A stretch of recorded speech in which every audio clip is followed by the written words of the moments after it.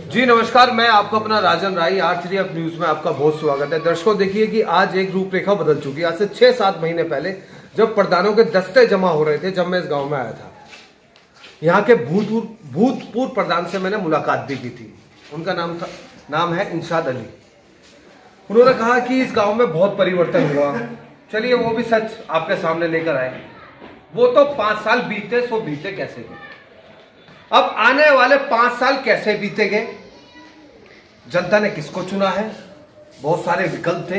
इन विकल्पों से जनता ने एक शख्सियत को क्यों चुना है और किन मुद्दों पे काम होगा, आइए आज के खास मेहमान से मिलते हैं जिनका नाम है मोबिन ठेकेदार जी। अब वो जनता के गांव के भी ठेकेदार ही हो गए, ठेका ले लिया उन्होंने अब कामों का। अब पूछते हैं कि इन ठेकों को वो कैसे पूरे करें।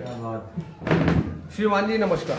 नमस्कार। सबसे पहले तो आपको बहुत बहुत बधाई हो कि जनता ने आपको चुन लिया है। और आप अपना परिचय बताइए। मैं मोबिन ठेकेदार के नाम से जाना जाता हूँ और ठेकेदार इसलिए लगा क्योंकि मेरा पैसा ठेकेदारी करना है, कंस्ट्रक्शन लाइन से मैं जुड़ा हुआ हूँ जी। और आज जब बात करें चुनने की तो इसके लिए मैं बहुत बहुत धन्यवाद कहूँगा अपने ग्राम देहरा की जनता के लिए, और उनका जितना शुक्रिया अदा करूँ वो भी कम है। इन लोगों ने मुझे एक विश्वास के साथ वोट दिया, सपोर्ट किया और यहाँ तक के चुनाव लड़ने के लिए मुझे सहयोग पैसे से भी किया। इसके लिए सबसे पहले फिर दोबारा मैं शुक्रिया अदा करना चाहूँगा देहरा गांव की जनता का। और रही बात चुनने की, मेरा गांव ये मुस्लिम राजपूत का गांव है जिसमें करीब 11,000 वोट हैं और यहाँ से 59 गांव इस गांव से निकले हैं और 60वां गांव मेरा गांव होता है, साटा के नाम से इसको जाना जाता है, जिनका ये कहें तो एक पूरे गांव से से निकले हैं, उनको बच्चे कहें आप जी, वैसे बाबा बोला जाता है हमारे गांव के लिए। अब से पहले मेरे आसपास में क्षेत्र में जो हम देखते हैं शिक्षा को लेकर, धौलाना में 3-4 इंटर कॉलेज हैं, डिग्री कॉलेज भी था, उसको ले जा करके अब जो है लकवा बना दिया गया।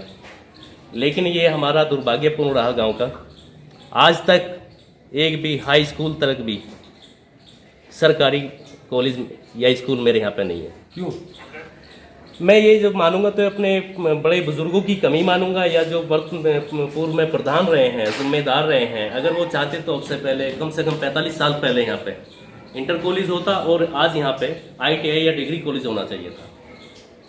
उन लोगों ने मेहनत नहीं की। एक बार कॉलेज आया जो मैंने सुना है अपने बड़ों से, उसके लिए इन लोगों ने क्या किया कि अगर गरीब का बच्चा पढ़ेगा तो फिर हम कहाँ जाएंगे। अच्छा, ये इन लोगों की पहले से सोच रही है। बड़ी अच्छी सोच है।